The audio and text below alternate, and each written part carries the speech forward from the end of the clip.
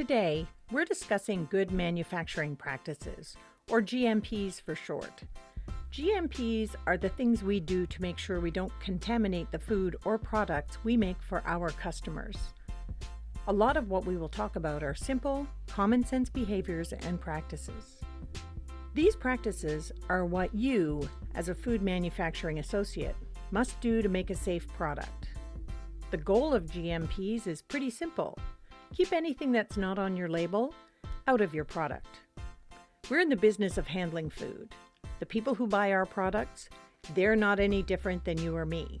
Often, they are you and me. They don't want any surprises when they open one of our products. They want to be confident the people who prepared the food they're about to eat took great care in making it. That confidence goes by the wayside when someone finds a hair or a candy wrapper where it shouldn't be. So what do we have here? Eating, drinking, chewing gum, having a candy, or a cough drop. There's a place for all that, the lunchroom. And smoking? That happens outside the building or wherever your designated area is. There are several reasons for keeping everyone's treats, lunch, and beverages away from production lines. We don't want anything foreign to fall in the product by accident. Also, if you're eating in the plant, you don't have an opportunity to wash your hands. That's a problem because your hands have bacteria on them and possibly traces of allergens from your snack. We also want to keep the work areas in the plant clean and free from any bits of food that could attract insects or rodents. Now, what's wrong with this picture? First, you don't have to wait until you see flies buzzing around to think of personal hygiene. There's nothing excessive about a daily wash, a change of clothes, brushing your teeth, and applying some fresh deodorant. It's important to wear clean clothing when handling food because grime or odors on you could be transferred to the food during handling. Nail polish or fake nails aren't allowed because they can chip, flake, or fall off into the product. There shouldn't be anything loose above your waist. Nothing in your shirt pockets, no pens behind your ear. Nothing that can fall on equipment or in the product. That's also true for jewelry. She's wearing all kinds. The only jewelry allowed are a plain wedding band or a medical alert bracelet. Everything has a place. The place to store your personal belongings is in your locker. The place for your lunch is in the lunchroom. It's difficult to manage good sanitation if things are left lying around and your fellow employees don't enjoy coming in and cleaning up after you. Never leave small items like pens or pencils, tools, or maintenance items like small bolts, screws, or nails on or above production equipment. They could fall into or be pulled into the equipment. The single most important thing you can do before working with food? Wash your hands. Make sure there is ample soap and paper towel available. You should also wash your hands after eating, after smoking, after blowing your nose, and after using the washroom. Hopefully this is nothing new. Remember, you should also wash your hands after handling anything dirty or when you do work that's very messy. So a rule of thumb, before you handle food, give a quick think to where your hands have been. If you've just taken out the trash or handled your cell phone, swing by a sink before you start working again. Pay attention to your fingernails, they collect dirt underneath. And a further word about cell phones. They're filthy. They go everywhere with people, including the restroom. Everyone washes their hands after using the toilet, but no one washes their cell phone. Cell phones are also a distraction. When people talk on their phone, they lose track of where they are. That's an accident waiting to happen. So the general rule is, anything that can't be cleaned makes a noise and can distract you from working safely or doing your job properly should be left in your locker. Keep the doors closed.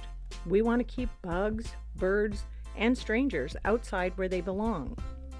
This includes dock doors and man doors. Propping a door open for easy ventilation allows bugs and rodents into the building. Keep socializing to the lunchroom. Don't wander around the plant. You risk putting yourself and the product in danger when you're in an area where you don't understand what's happening around you.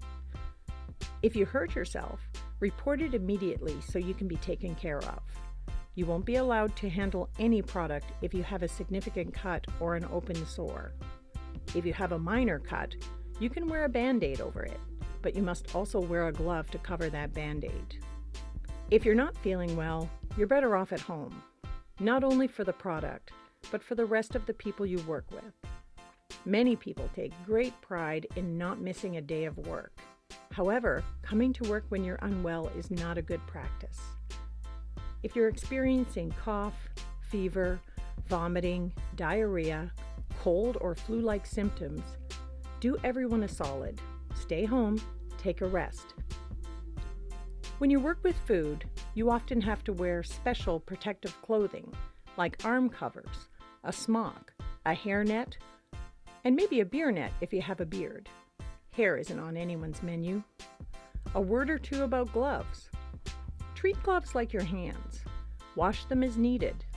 The nice thing about gloves is they can be replaced when they're dirty. Remove your gloves before leaving the production or packing area. Put on a new pair after eating, smoking, or after using the washroom. The thing to remember is, just because your hands are clean doesn't mean your gloves are clean. If they get dirty, change them. If you have reusable gloves, keep them clean and replace them when they start wearing out. Never stand in or on equipment. Don't step on packaging materials like boxes or labels just because they happen to be sitting on a pallet on the floor. We don't want dirt from the floor in the product. You can probably spot right away that he shouldn't be drinking here. But what else is wrong with this picture? It's the glass. Glass fragments are dangerous. We don't want them in the product.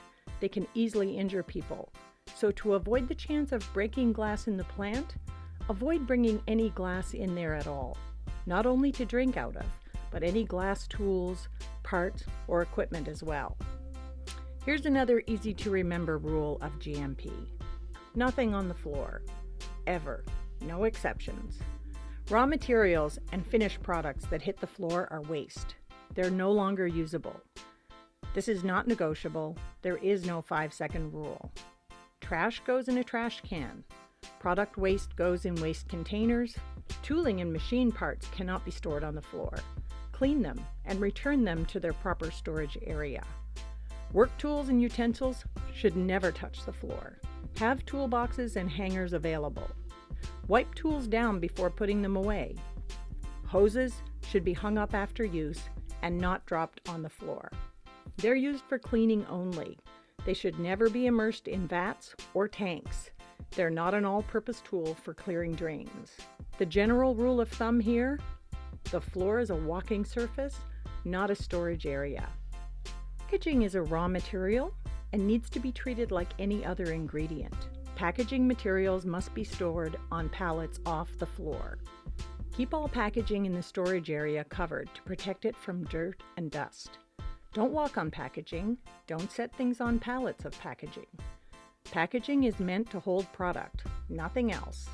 Not to hold sweepings, not to wrap old parts, not to wedge in the packer to make sure the bags go in the right direction.